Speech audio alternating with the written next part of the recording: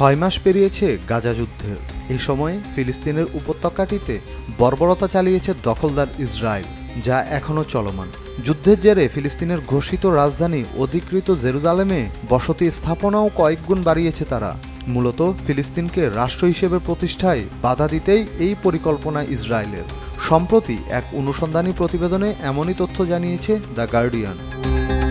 17 April প্রকাশিত প্রতিবেদনে British গণমাধ্যমটি জানিয়েছে, ইসরায়েল সরকার অধিকৃত অঞ্চলগুলোতে বসতি নির্মাণের গতি ব্যাপক হারে বাড়িয়েছে। বিশেষ করে পূর্ব জেরুজালেমে বসতি নির্মাণ প্রকল্প দ্রুত গতিতে এগিয়ে নিয়ে যাচ্ছে। ইতিমধ্যে ওই এলাকায় 20টি প্রকল্পের অনুমোদন দিয়েছে ইসরায়েলি সরকার। এসব প্রকল্পে নতুন করে নির্মাণ করা হবে হাজার হাজার ঘরবাড়ি। এর পেছনে রয়েছে ইসরায়েলি সরকারের সংশ্লিষ্ট মন্ত্রণালয়গুলো। বসতি নির্মাণে ইসরায়েলি সরকার কয়েকটি কট্টরপন্থী গ্রুপের সঙ্গেও হাত মিলিয়েছে। এসব গ্রুপ জেরুজালেম থেকে ফিলিস্তিন ও ফিলিস্তিনিদের ইতিহাস মুছে দিতে চায়।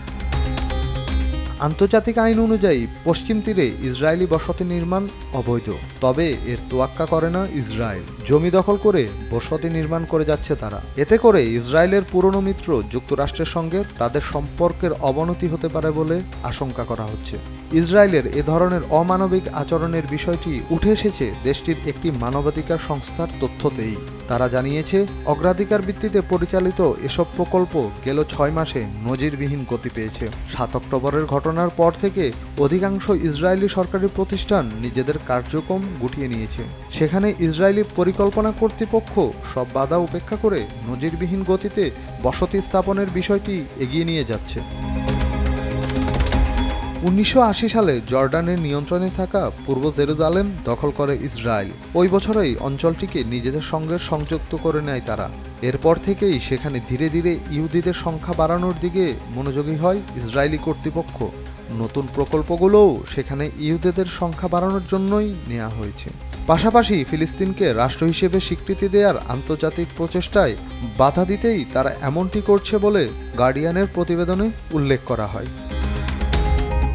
1993 সালে নরওয়েতে হওয়া অসলো সম্মেলনে ইসরায়েল ও ফিলিস্তিন রাষ্ট্র প্রতিষ্ঠার বিষয়টি সামনে আসে।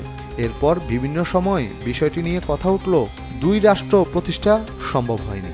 গাজা যুদ্ধ শুরুর পর 2 রাষ্ট্র প্রতিষ্ঠার প্রচেষ্টা জোরালো হয়।